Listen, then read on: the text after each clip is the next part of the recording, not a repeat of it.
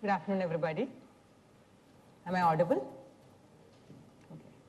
It's indeed a privilege to be here today to address the elite audience. Thank you, Dell, for providing us this opportunity to partner along with you. What I'm going to talk about is very different from what Alex just spoke about. He spoke more on, Intel's latest and what's on the processing side. Mine is a totally different realm altogether, which is the cloud computing piece. I'm sure every CIO today is either being driven by his internal forces or his external forces to actively look at cloud as a strategy for the organization. Now, this could mean either a private cloud or a public cloud. For those of you who are getting initiated into the cloud, I'll take a minute to give the differentiation as we move along. But just wanted to talk to you about the cloud as a strategy, as a computing strategy for enterprises, and where Microsoft is currently placed, and what is the play that we are in this particular space. So definitely, most of you would have heard this terminology called COIT, C-O-I-T, consumerization of IT, and this has been the key lever or the key driver for enterprises to actively look at the cloud strategy. And the reason behind it is, I'm sure all of you as CIOs must be facing this challenge day in and day out. People bring in their own iPhones, iPads into the enterprise. They want to connect. And you as owners for the entire organization's IT is expected to still keep enterprise data secure and manageable while people bring in. So you can either take a totally restrictive approach, tell them, hey, this doesn't work, we are going to cut this out, or you accommodate that and still make it manageable and secure. So that's what consumerization of IT is all about. And we see a huge percentage. In fact, they're talking about 95% of information workers having at least one device. Could be a smartphone, could be an iPhone, could be an iPad, could be a Microsoft Slate. Okay? And definitely, all of them believe that social networking sites are where they get their intelligence from. They view this as a medium to be more effective in the way they work, because they form their own work groups on the social networking site, which gives them extremely valuable data to contribute in their day-to-day work to the organization. So that's what one talks about, the connection through social networking into the LinkedIns or the Twitters or the Facebooks. And definitely, almost as an organization, almost 65% of Fortune 100 companies are already buying and piloting Slate computers to work in tandem with their desktops and laptops within the organization. Okay, so this is the overall phenomenon called consumerization of IT, which is a wave that is riding through each and every organization. And we will see more about why this is an active driver for cloud. And definitely, all of you must be from different realms, could be manufacturing, could be BFSI, different verticals, could be ITES. And there's no space today which doesn't have a mobile or a distributed worker. Coming into office is passé. No longer that's expected, as in a traditional company. You're expected to be mobile, to be able to access your emails, to be able to respond, and all this at a click of a button. So there's a huge mobile distributed workforce. And in fact, statistics say that almost 87% of users who were surveyed conducted work from home in the last 1 month. So this could be either out of their hotel as they're driving to work, or in the car as they're driving to work from their hotel, or working out of their home office. So where does this all take the CIO? What is he trying to do? So he has this huge data center that he's trying to manage, and there's a huge budget allocation that needs to be provided towards the data center maintenance. 70% of those IT budgets are going towards managing the siloed data center equipment, which is not tuned in accordance with what the organization's changing needs are. And of course, there are disparate Mickey Mouse applications sitting all over the place, including financial systems or ERP systems. Okay, storage requirements are only increasing year after year. What with regulatory compliance requirements, what with archiving mandates, etc., that are being imposed upon organizations. And this just leads the CIO into a world of TISI, where his entire budget is going towards managing all this, and on the other side, there is the COIT phenomenon, where people are bringing in their own devices. And I would say, the convergence of these two factors has led to the rise of the cloud. So is the cloud just a public cloud where the data center is hosted by a third party and all you can do is have access to the applications that are being provided by the third party? Of course not. The other variation is the private cloud.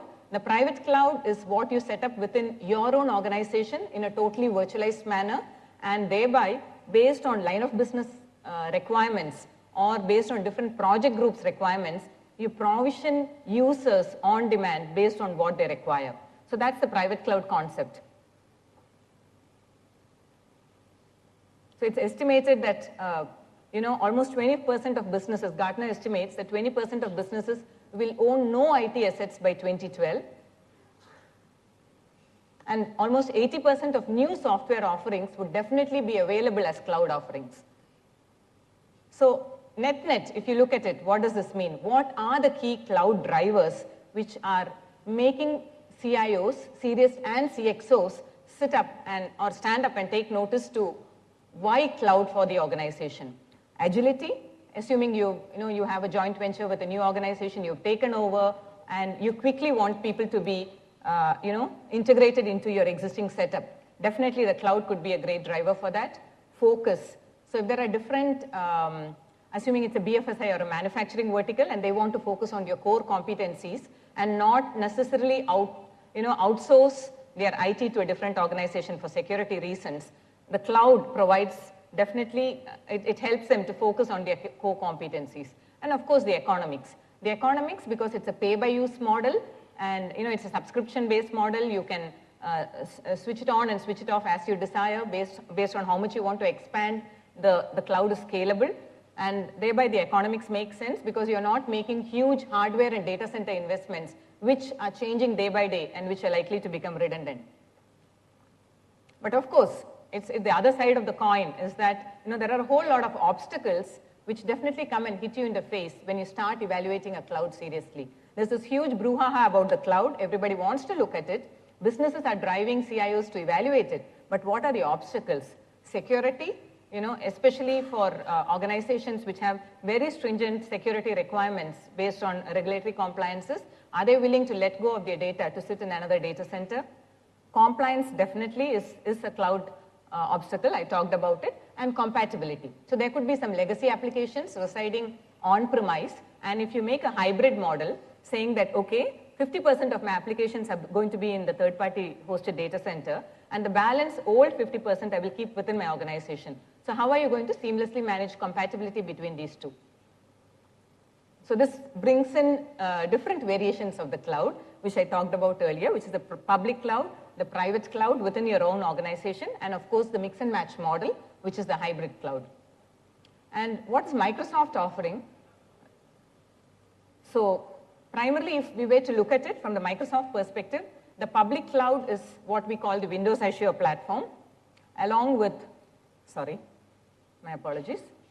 The Windows Azure is the basic fabric for, it's the platform as a service model where you develop your own applications and host it on the Microsoft data center, or you use Microsoft's own applications, which is a software as a service, which is the Microsoft Office 365. So, most of the applications which you're so familiar with, which you see every day on your desktops, which could be either Microsoft Office, SharePoint, the SharePoint portal, Lync, which is the, instant messaging, audio and video conferencing solution, all of that are available as a suite through Microsoft Office 365. I'll get into more details. And of course, you have the private cloud where you choose to have your own set of servers virtualized, securely managed through the System Center suite, and deploying the most familiar applications, which are the Exchange, Lync, SharePoint, SQL Server to host your applications, and Microsoft Dynamics, which is our CRM and ERP platform.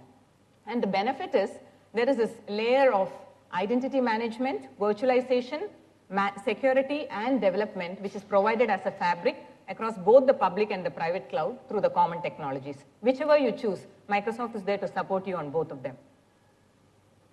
So I just talked about your private cloud.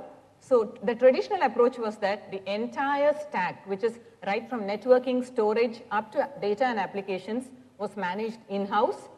Then you have, I'm sure most of you are familiar with this, but I'll just run through this to see, just to match the Microsoft positioning against this. So from an infrastructure as a service perspective, the vendor manages the basic infrastructure, whereas the organization manages its own piece of apps, data, runtime, middleware, and OS. In a platform as a service, you develop the application and then the rest is managed by the vendor. So the applications and data are managed by the organization, the rest is managed by the vendor. And the last model is the Office 365 that I talked about, which is a software as a service where the entire works is managed by the vendor. In this case, Microsoft's offering is the Microsoft O365. And of course, when you're in-premise managing the entire thing, it's a System Center suite. Here we have the Azure, and the other one is the Office 365 and Dynamics CRM. So I talked about the common layer. I'll skip this slide. Basically, the identity authentication through the common Active Directory and the security standards that are being managed. So this is the Windows Azure platform. You could either develop your own application, host it on the Windows Azure platform with the relational database, which is again a cloud-based model, and the middleware, which is the Windows Azure Platform Fabric, which helps to convert your on-premise applications into a cloud-ready model. And this has been the biggest launch for Microsoft last year, which was the Microsoft Office 365. I'm sure as many CIOs, you've had discussions with your resellers or your vendors saying, listen, I'm forced to buy so many licenses year on year, but why can't you guys come up with a model where I'm only charged based on my actual usage rather than the entire works? So be it Exchange, be it SharePoint, be it Link, be it Office, is there a model where I can convert my usage only or I can pay only as per the usage that I'm actually exhibiting across my organization? We heard you, and we've tried to customize the model into the Microsoft Office 365 suite.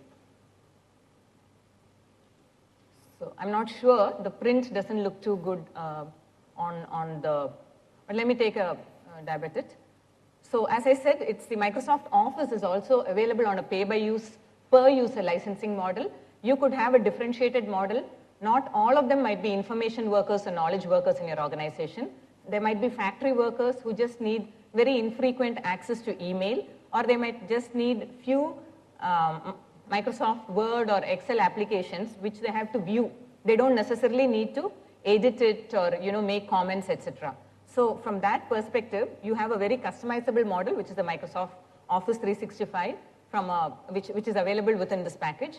Then of course, Link Online, which is the collaboration platform for audio or video conferencing within the organization, helps. It's a huge cost saver in terms of your telephony or travel costs, as well as it helps in application sharing and desktop sharing. So any remote control you need to do, any presentation you need to make across the globe, the entire thing can be made available to you through Link Online.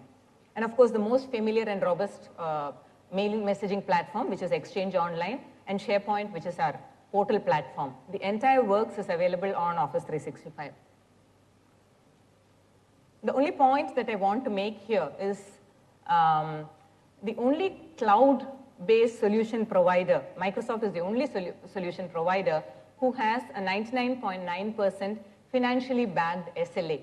So if there is a problem associated with not being able to provide or make your data available to you all the time, then there are financial clauses which are taken care of automatically when you sign the Office 365 license agreements. Okay? Yeah, this is the critical one, the federated identity and single sign-on. So as an employee, if I come into the organization and log in, even if my Exchange is on the Microsoft data center on the cloud, I don't need to do multiple logins separately into my AD and then subsequently into the Exchange Online, which is hosted elsewhere. It's one single integrated logon with the ADFS 2.0 integration. And of course, for portals, you can provide role-based access and simplified management. And you also have an option of, managing a hybrid model. You might choose to do so. There might be some section of your workers who are in remote geographies who are not able to reach their office and connect to the Exchange server, which is within the office.